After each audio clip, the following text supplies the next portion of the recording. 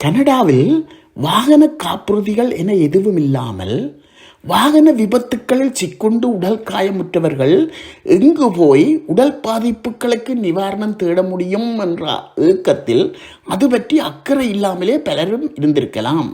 இதேபோல விபத்திலே சிக்குண்ட பெடஸ்ட்ரியன்ஸ் என்று சொல்லப்படுகின்ற பாதசாரிகள் பலர் மோதிய வாகனத்தின் அடையாளங்கள் எவையும் தெரியாத நிலையில் நிவாரணம் பெறாமலே இருந்திருப்பார்கள்.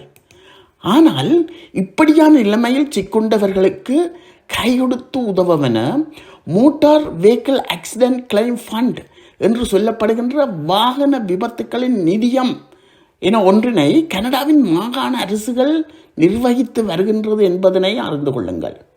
பொதுவாக கனடா வாழ்வில் ஒரு வாகன விபத்தில் சிக்குண்டு காயமுற்றவர் எங்கே போய் நிவாரணம் பெறுவார்?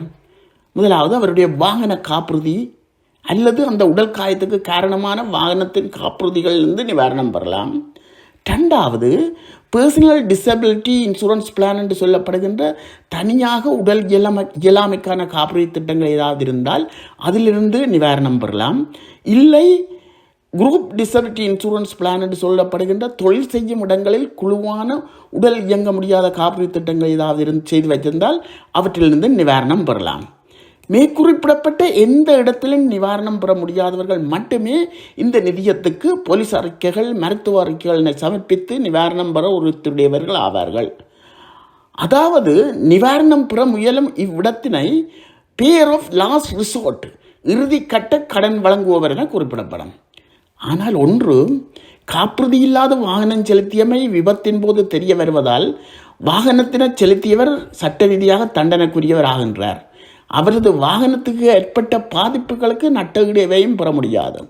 விபத்தில் பாதிக்கப்பட்ட மூன்றாம் நபர் நட்டஈடு கோரி வழக்கு தாக்கல் செய்யலாம் என்ற பிரச்சனைகளையும் எதிர்கொண்டே ஆக வேண்டும் என்பதும் இன்னொரு விடயம். இந்த அரசு நிதியத்தினால் வழங்கப்படும் நிவாரணம் வட்டியில்லாத பகுதியாக வேணும் திருப்பி செலுத்தியாக வேண்டும் என்ற நிபந்தனையும் உண்டு. கனடாவில் தமிழர்கள் அதிகமாக வசிக்கும் ஒன்டாரியோ மாகாணத்தில் இந்நிதியம் தொடர்பான விவரங்கள், விலாசம், ஃபோன் நம்பர், இமெயில் அட்ரஸ் எல்லாம் இங்கு குறிப்பிடப்பட்டுள்ளது.